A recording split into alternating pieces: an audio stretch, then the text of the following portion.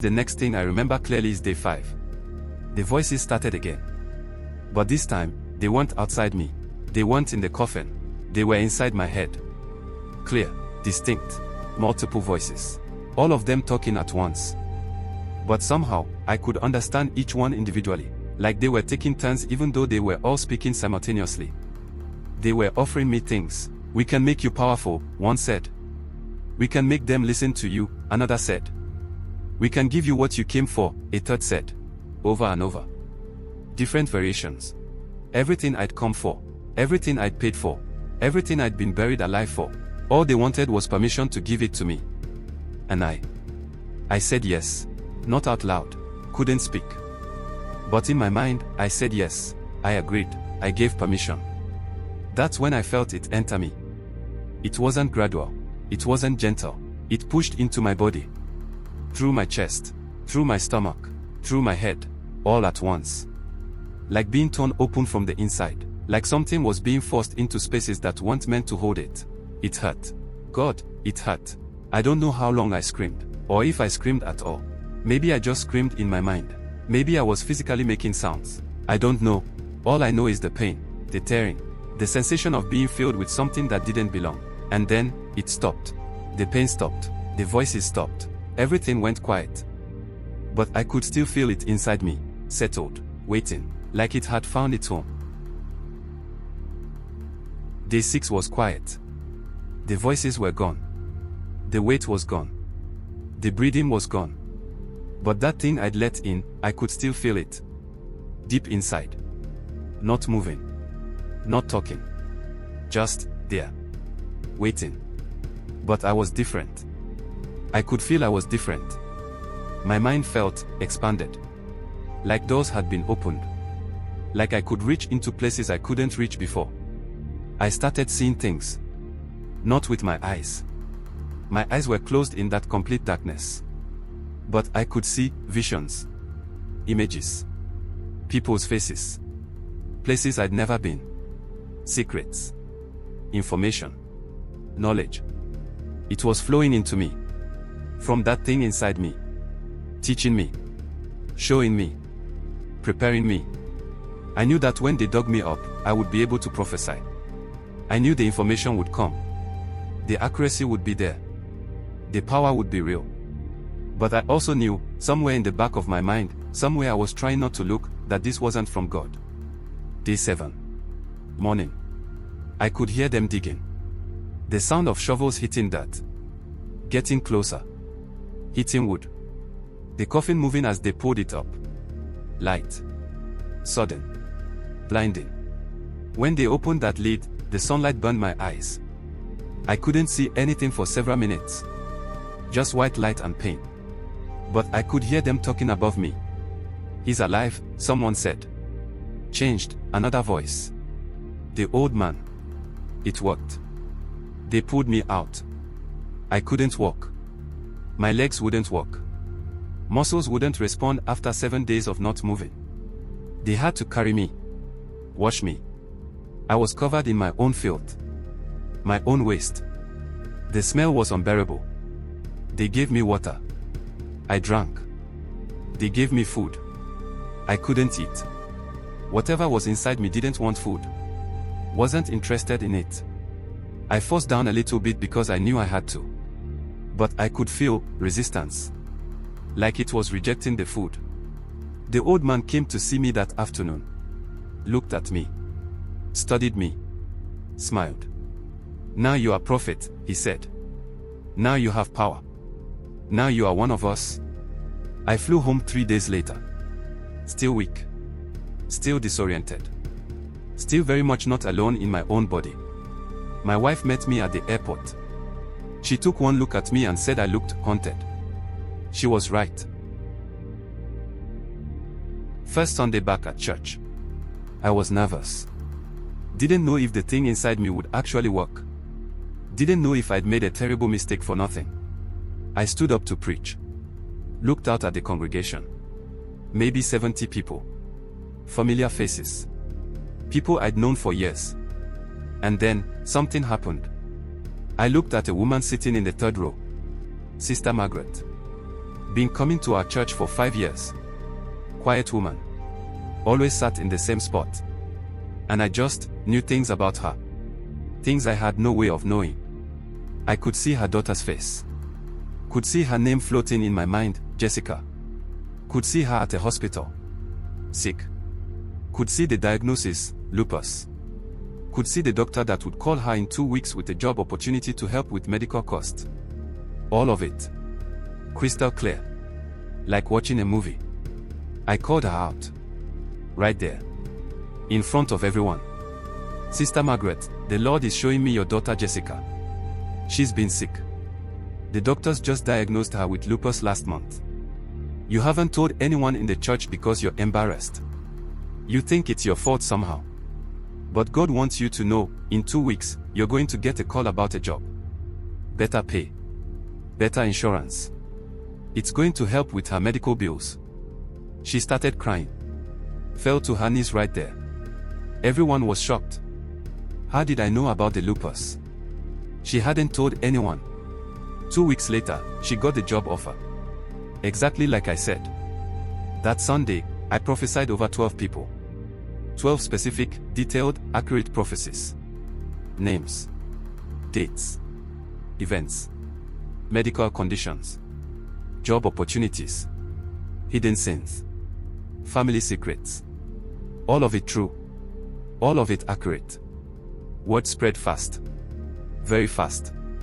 Pastor has the prophetic gift now. God visited him at that conference. Within a year, my church was growing rapidly. I was on radio, television, speaking at conferences. Other pastors were asking me to come minister at their churches, to share the anointing. I didn't tell them the secret. Couldn't tell them. They wouldn't understand. They wouldn't believe me. The prophetic accuracy was real. 80 to 90% of what I said came true. The other 10 to 20%, that was my own thoughts mixing in. When I just repeated what the thing was telling me, it was always right. But it wasn't from God. I knew it wasn't from God. Because I could feel what was giving me the information. I could feel it moving inside me when I prophesied. I could feel it searching. Reaching out. Accessing things I shouldn't know. It was like having a second consciousness inside my own head. Sharing my body. Using my mouth. Speaking through me. And slowly, over months and then years, it started wanting more. Pastor James called me in early 2022. About a year after the burial. We'd stayed in touch. All 4 of us had. The 4 pastors who'd been buried. We couldn't really talk to anyone else about what we'd done. What we'd experienced. What was inside us. So we talked to each other. James sounded scared on the phone. More scared than I'd ever heard him. It's asking for blood, he said. Human blood. It's showing me faces. Members of my church. Telling me to send them. Telling me I have to pay. I asked him what he meant. He explained that the thing inside him, the thing we'd all let in, was demanding payment. Demanding he sacrifice someone. Send someone to Benin. Send someone to be buried like we were. Or worse. It's getting louder, James said. More insistent. I can't sleep. Can't eat.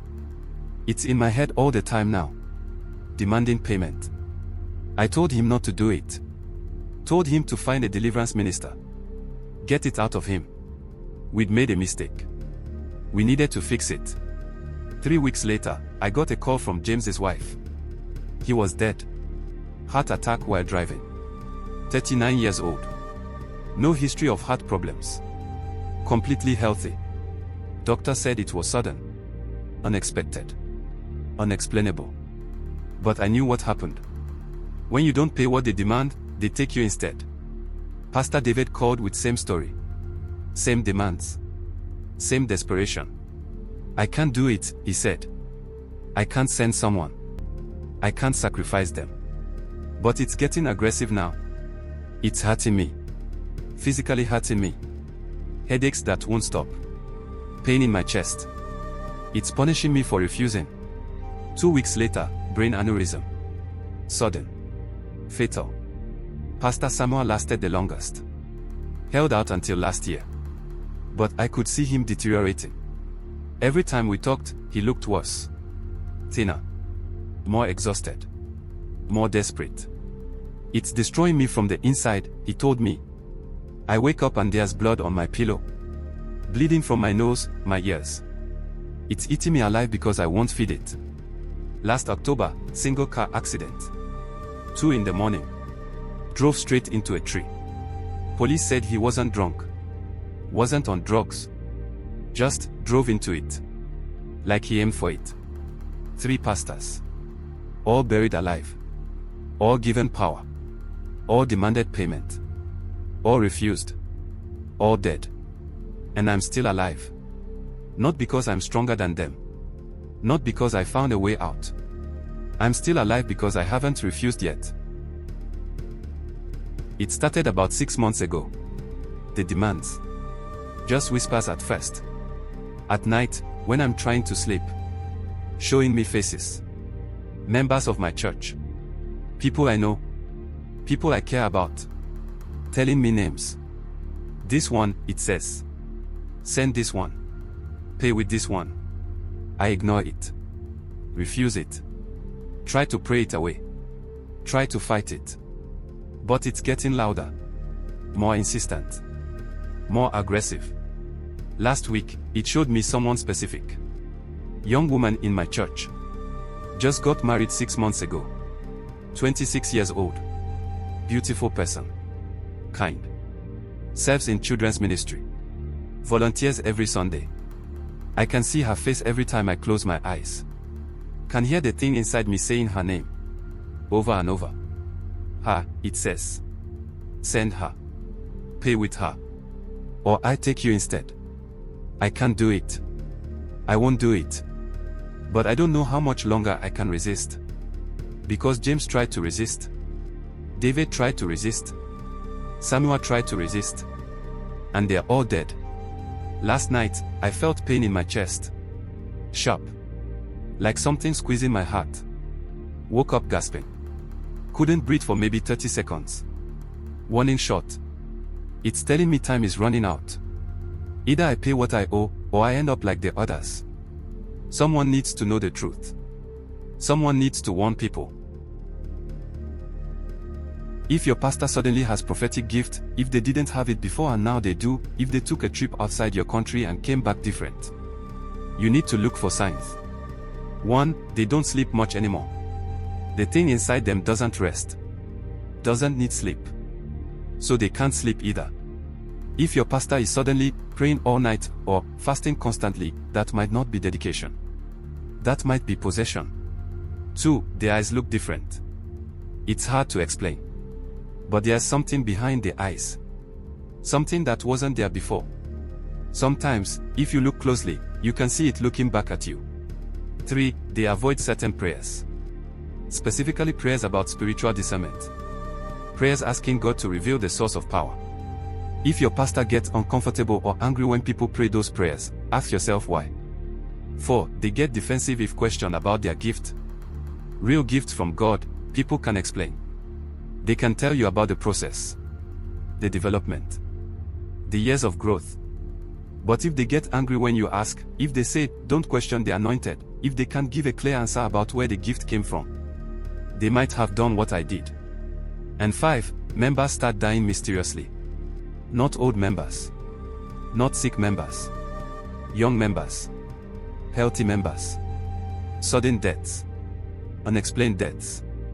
Heart attacks in people with no heart problems. Car accidents in careful drivers. Strokes in healthy people. If this is happening in your church, get out. Because your pastor is paying their debt. And you might be next on the payment plan. If you're watching this and I'm dead, you know what happened. You know I either gave in or it took me instead. Share this video. Tell people. Warn them. Don't let anyone else think this is the path to power. It's not power.